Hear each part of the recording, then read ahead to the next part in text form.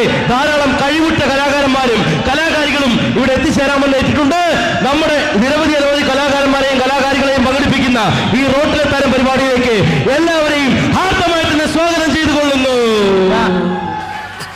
മതി മതി, നിന്റെ ഭയങ്കര അട്ടാസനവൻ. ഇവനാ ഈ പരിപാടിയിലെല്ലാം വലിയവൻ. സമ്മതിച്ചടാ? സമ്മതിച്ചു. വന്നല്ല വരമാല. ചേട്ടാ ഈ പരിപാടിക്ക് പങ്കെടുക്കാൻ വേണ്ടി ചേട്ടനോട് വരാൻ പറഞ്ഞിട്ട് ഇപ്പോഴാണ് വരുന്നത്. ചേട്ടനോട് ഞാൻ ഇന്നലെ വന്ന് പറഞ്ഞല്ലേ ഈ പരിപാടിക്ക് പങ്കെടുക്കാൻ നേരത്തെ കാലത്തോടെ വരണമെന്നുള്ളത്. ഞാൻ ഈ ചേട്ടനെ കാണാൻ വേണ്ടി മിനിഞ്ഞാന്ന് ചേട്ടന്റെ വീട്ടിൽ വന്ന്, ചേട്ടന്റെ ആറ്റിങ്കരയിലുള്ള വീടുണ്ടല്ലോ അവിടെ വന്ന്. ചേട്ടൻ ഇപ്പൊ ആറ്റിങ്കരയിലൊക്കെ താമസം മാറ്റിയ? ഞാൻ എന്നെ മാറി. നന്നായി ചേട്ടാ. ആറ്റിങ്കരയിലാണെങ്കിൽ പെണ്ണുങ്ങളുടെ കുളിയും നനയും തുണിയലക്കും എല്ലാം ഭയങ്കര വൃത്തികേടുകളാ. ഇപ്പൊ എവിടെ താമസം? ഇപ്പൊ ഞാൻ ആറ്റിന്റെ അരിയത്തോട്ടാക്കി. അതെന്താ? പഴയ പോലെ കണ്ണത്ര പിടിക്കുന്നില്ല. നമുക്ക് എല്ലാം ക്ലിയർ ആവണം. അതുകൊണ്ടാണ് ഞാൻ നേരിട്ട് ഇങ്ങോട്ട് വന്നു. ഓ അങ്ങനെ. ചേട്ടൻ മിനിഞ്ഞാന്ന് എന്ത് പരിപാടി ഇവിടെ കാണിച്ചു?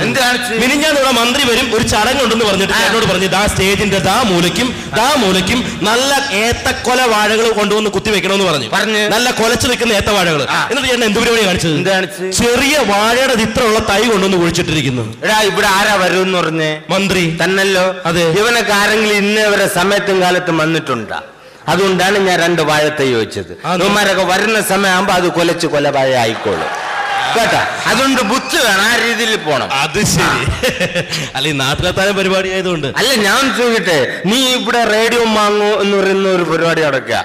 എനിക്കറിയാം നാട്ടിലുള്ള ആൾക്കാരെയൊക്കെ ഇവിടെ ഭയങ്കരമായിട്ട് നീ പ്രശ്നം കാണിക്കുന്നു. അതെ ശരി, ഇതിനൊരു ജഡ്ജി വേണം, അങ്ങനെ ഒരു പരിപാടി. പക്ഷേ എനിക്ക് ഇവിടെ പങ്കെടുക്കണം. ചേട്ടന് പങ്കെടുക്കാം, തീർച്ചയായിട്ടും പങ്കെടുക്കാം. അപ്പൊ നീ എന്തിനാ ഇത്രയും ഗ്ലാമറായിട്ട് നിൽക്കുന്നതിന്റെ കാര്യം? ഗ്ലാമറായിട്ട് നിൽക്കുന്ന വേറൊന്നുമല്ല, ഈ നാട്ടിലെ തരം പരിപാടിയല്ലേ, ഇതിൽ പങ്കെടുക്കാൻ വേണ്ടി നല്ല പെമ്പിള്ളാരൊക്കെ വരുമല്ലോ. അപ്പൊ ആരെങ്കിലും അതായവന്റെ ഉദ്ദേശം, വളപ്പ്. പൊന്നു മോനെ സെറ്റപ്പ് നടക്കില്ല, നീ പ്രേമിക്കാൻ നിൽക്കരുത്. എടാ പ്രേമൊന്നും ശരിയല്ലെന്ന്. അങ്ങനെ പറയുന്നത് ഇപ്പോഴത്തെ പ്രേമം പഴയ പ്രേമമായിട്ട് ഒരുപാട് വ്യത്യാസമുണ്ട്. വ്യത്യാസം? നീ ഇപ്പൊ പ്രേമിക്കാൻ നിന്ന് കഴിഞ്ഞാൽ കമ്പ്യൂട്ടറൈസ്ഡ് പ്രേമമാണ്. എങ്ങനെ? അവര് വരും, വന്ന് നിന്നെ സംസാരിക്കും, ചാറ്റിങ്, അവസാനം കഴിയുമ്പോ അവളെ ചീറ്റ് ചെയ്തിട്ട് പോകും. അപ്പൊ പക്ഷെ പഴയ പ്രേമം എന്ന് പറഞ്ഞാൽ അങ്ങനെയല്ല. പഴയ പ്രേമം എന്ന് പറഞ്ഞാൽ മറ്റേ നള ദമയന്തി പ്രേമമാണ്. ഹംസം ദൂതായിപ്പാണ് പരിപാടി. നമ്മുടെ നളൻ ദമയന്തി ഹംസത്തെ ദൂതായിട്ട് അയക്കുന്നത്. അല്ല ചേട്ടൻ എങ്ങനെ ഈ ഹംസത്തെ ദൂതായിട്ട് അയച്ചിട്ടുണ്ടോ? നമ്മുടെ കാലത്ത് നിന്ന് ഹംസമൊന്നും ഇല്ലെന്നെ. പിന്നെ അതുകൊണ്ട് ഞാൻ വീട്ടിൽ നിന്ന് ഒരു കോഴി എഞ്ഞ് പിടിച്ച്, എന്നിട്ട് കോഴി പിടിച്ചിട്ട് ലെറ്റർ എഴുതിയിട്ട് അതിന്റെ കാലിൽ കെട്ടിട്ട് അടുത്ത വീട്ടിലെ ശാന്തര വീട്ടിലോട്ട് പറത്തിട്ട് കൊടുത്ത്, എന്നിട്ട് അപ്പൊ തന്നെ മറുപടി കിട്ടി? അപ്പൊ കിട്ടിയില്ല, അരമണിക്കൂർ കഴിഞ്ഞപ്പോ കിട്ടി. എന്ത്? ചിക്കൻ കറി കൊള്ളാം, ഇനി ഇതുപോലുള്ള കോഴികളെ പ്രതീക്ഷിക്കുന്നു. അതുകൊണ്ടാ പറഞ്ഞത് പെണ്ണുങ്ങളെ വിശ്വസിക്കരുത്. ചേട്ടൻ എന്തൊക്കെ പറഞ്ഞാലും ശരി, ഏതെങ്കിലും ഒരെണ്ണത്തിന് വളച്ചോണ്ടാ ഞാൻ ഇന്ന് പൊന്നു മോനെ പെണ്ണുങ്ങളെ വിശ്വസിക്കരുത്. ഞാൻ ക്ലിയർ ആയിട്ട് പറഞ്ഞുതരാം. പെണ്ണുങ്ങളെ നമുക്ക് 4ആയിട്ട് തരംതിരിക്കാം. 4ആയിട്ട്? എങ്ങനെ? അതായത് പിന്നെ ഗേൾഫ്രണ്ട്, കാമുകി, വൈഫ്, സ്റ്റെപ്പിനി. ഇവരെ 4 പേരെ നമുക്ക് മൊബൈൽ കണക്ഷനുമായിട്ട് ബന്ധപ്പെടുത്താം. മൊബൈൽ കണക്ഷൻ ഞാൻ ക്ലിയർ ആയി തരാം. അതായത് ഗേൾഫ്രണ്ട് എന്ന് പറഞ്ഞു കഴിഞ്ഞാൽ പ്രീപെയ്ഡ് കണക്ഷനാ. പ്രീപെയ്ഡ് കണക്ഷൻ 1 മാസം വരെ കാണും. നമ്മൾ 1 മാസം വരെ അവളെ കാണുക, സംസാരിക്കുക, എന്തെങ്കിലും ചെറിയ മുട്ടായൊക്കെ വാങ്ങിച്ചു കൊടുക്കുക. 1 മാസം കഴിഞ്ഞ് നീ വാങ്ങിച്ചു കൊടുത്തില്ലെങ്കിൽ ഓട്ടോമാറ്റിക്കായിട്ട് കട്ടാവും. റീചാർജ് ചെയ്തില്ലെങ്കിൽ കട്ടാവും. ഇനിയിപ്പോ കാമുകി എന്ന് പറഞ്ഞാൽ വെറൈറ്റിയാ. പോസ്റ്റ് പെയ്ഡ് കണക്ഷനാ. പോസ്റ്റ് പെയ്ഡ് കണക്ഷൻ അതെങ്ങനെ? 1 വർഷം വരെ കാണും. 1 വർഷത്തേക്ക് നമ്മൾ എടുക്കുക, ഇങ്ങനെ സംസാരിക്കുക, 2000 രൂപയ്ക്ക് മേലുള്ള സാധനങ്ങൾ വാങ്ങിച്ചു കൊടുത്താലേ സ്വീകരിക്കൂ. അപ്പൊ കൊണ്ടുവരുന്ന കറങ്ങുക. പിന്നെ നമുക്ക് അവളെ കല്യാണം കഴിഞ്ഞ് പോകുമ്പോൾ വേണമെങ്കിൽ വിടാം, ഇല്ലെങ്കിൽ നമ്മൾ വീണ്ടും അത് ചാർജ് ചെയ്തോണ്ടിരുന്നാൽ അവിടെ കണ്ടിന്യൂ. അത് ശരി. അപ്പൊ ഭാര്യ എന്ന് പറഞ്ഞാൽ ലൈഫ് ലോങ് കണക്ഷനാ. മരിച്ചാലും ബില്ല് വന്നുകൊണ്ടിരിക്കും, നേരിട്ട് കുഴിയിൽ വന്നുകൊണ്ടിരിക്കും, ചത്താലും വിട്ടു പിരിയില്ല. അതാണ് ലൈഫ് ലോങ് കണക്ഷൻ. അപ്പൊ സ്റ്റെപ്പിനി കോയിൻ ബോക്സ്. ആവശ്യമുള്ളപ്പോ കാശ് ഇടുക, വിളിക്കുക, കട്ടാക്കുക, പോവുക. അപ്പോ ഇതിൽ ഏതാണ് താല്പര്യം എന്ന് പറഞ്ഞാൽ നീ തെരഞ്ഞെടുത്തോ. അവസാനം നമ്മൾ കുറ്റം പറയരുത്. ഇതാ സംഭവം. ഓക്കെ. അല്ല ചേട്ടാ, ഈ പരിപാടിയിൽ പങ്കെടുക്കാൻ ചേട്ടന്റെ വീട്ടിൽ നിന്ന് പിള്ളേരൊന്നും വന്നില്ല? എന്റെ പിള്ളേരൊക്കെ വേറെ പരിപാടി അല്ല ചേട്ടന് എത്ര മക്കളാ? 3 മക്കള്. മക്കളൊക്കെ എന്ത് ചെയ്യുന്നു? മൂത്തവൻ തിരുത്തൽവാദി, രണ്ടാമത്തവൻ മാന്യന ഈശ്വരവാദി, മൂന്നാമത്തെ മാത്രം തീവ്രവാദി. അപ്പൊ ചേട്ടന് ഞാനല്ലേ ഇതിനെല്ലാം ഉത്തരവാദി. പിന്നെ നമ്മളുള്ളുണ്ടല്ലോ ഇതൊക്കെ ഇങ്ങനെ അക്രമം വളരണത്. അതല്ലേ ചേട്ടാ, നല്ല മക്കൾ ഉണ്ടാവണമെങ്കിൽ യോഗം വേണം. പിന്നെ അയ്യവൻ പറയുന്ന പോലെ ഇതുപോലെ ഒരു പൊതുയോഗം വിളിച്ചു വിട്ടിട്ട് പിള്ളേർ ഉണ്ടാകാം. നീ പോരാ.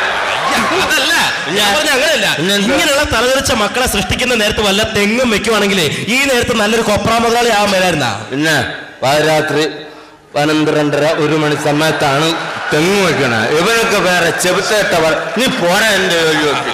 അതൊക്കെ പോട്ടെ. അല്ല, ഇത്ര ഭാര്യയും മക്കളും ഒക്കെ ഉള്ള ഈ ചേട്ടൻ എന്തിനാണ് അപ്പുറത്തെ വീട്ടിൽ ആ സുമതിയുടെ പുറകെ നടക്കണത്? അതിപ്പോ വലിയ കുറ്റോട് ഞാൻ ചോദിക്കട്ടെ, സത്യമാണേ പറ.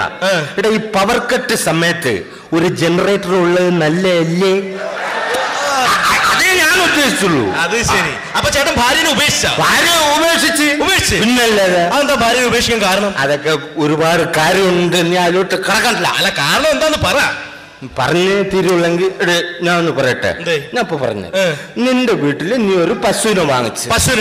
നീ ഒരു പശുവിനെ വാങ്ങിക്കഴിഞ്ഞാ അതിന് പുളിയരിപ്പൊടിയും സമയത്തിന് പുണ്ണാക്കും പിന്നെ വക്കോലും അതുപോലെ തന്നെ പുല്ലെല്ലാം കൊടുത്ത് കുളിപ്പിച്ച് വളർത്തിയിട്ട് നാട്ടുകാരൻ വന്ന് കറന്നുകൊണ്ട് പോയി കഴിഞ്ഞാൽ നീ സഹിക്കുവോ? അതുകൊണ്ടാണ് ഞാൻ ഡിവോഴ്സ് ചെയ്തത്. അത് നീ മനസ്സിലാക്കണം. അല്ല, ചേട്ടൻ ഇപ്പൊ ഉപേക്ഷിച്ച് പോയ ഭാര്യ ഉണ്ടല്ലോ ശ്യാമള ചേച്ചി.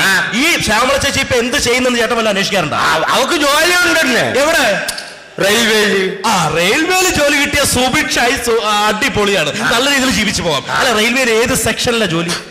സെക്ഷനാണെന്ന് അറിഞ്ഞൂടാ. എന്തായാലും അവിടെ ഒരുങ്ങിയൊക്കെ നിക്കണ കാണാം. സെക്ഷൻ ആയെന്ന് അറിയണമെങ്കിൽ നീ ഒന്ന് ചെന്ന് നേരിട്ട് ചോദിച്ചു. പോകുമ്പോ 10-200 കൈ വേണം. സെക്ഷൻ മനസ്സിലായി. അപ്പൊ ചേട്ടാ, ആരും പറഞ്ഞു നമ്മുടെ ഈ പരിപാടി തുടങ്ങാനുള്ള സമയമായി. അപ്പൊ റേഡിയോ മാങ്ങയുടെ നാട്ടിലെ താരം ഇപ്പോൾ റോട്ടിലെ താരമായി. ഈ റോട്ടിലെ താരത്തെ കണ്ടുപിടിക്കാനുള്ള പരിപാടി ആരംഭിക്കാൻ പോവുകയാണ്.